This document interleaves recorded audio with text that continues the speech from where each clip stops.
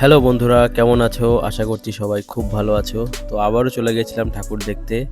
এই যে দেখো কত সুন্দর এখানে থিম প্যান্ডেল করেছে। কালীপুজোয় বেশিরভাগই আমি দেখি যে অনেক জায়গায় থিম করে আর খুব সুন্দর থিম করে। দেখো এখানে কত সুন্দর থিম করেছে। এখানে বর্ণমালা দিয়ে কত সুন্দর করে সাজিয়েছে। খুব সুন্দর লাগছিল দেখতে।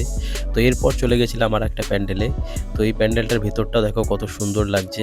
আমার সাথে মনোজিৎ ছিল। আগের ভিডিওতে তোমাদেরকে আরও প্যান্ডেল দেখিয়েছিলাম। যেহেতু ভিডিওটা বড় হয়ে যাবে তো সেই কারণে ভাগ ভাগ করে করা হয়েছে। আর এই যে দেখো এখানে মায়ের মূর্তি কত সুন্দর দেখতে। মানে কালী ঠাকুরের যত আছে, কালী ঠাকুর আছে, সব ঠাকুর ওখানে ছিল।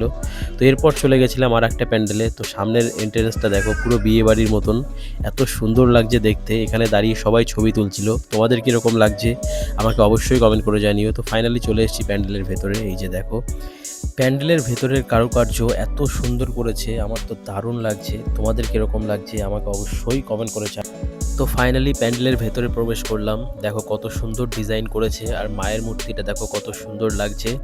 আর ভিডিওটা যদি ভালো লাগে একটা লাইক করো। চ্যানেলে যদি তোমরা নতুন হয়ে থাকো তো চ্যানেলটিকে সাবস্ক্রাইব করে একটু সাপোর্ট করো।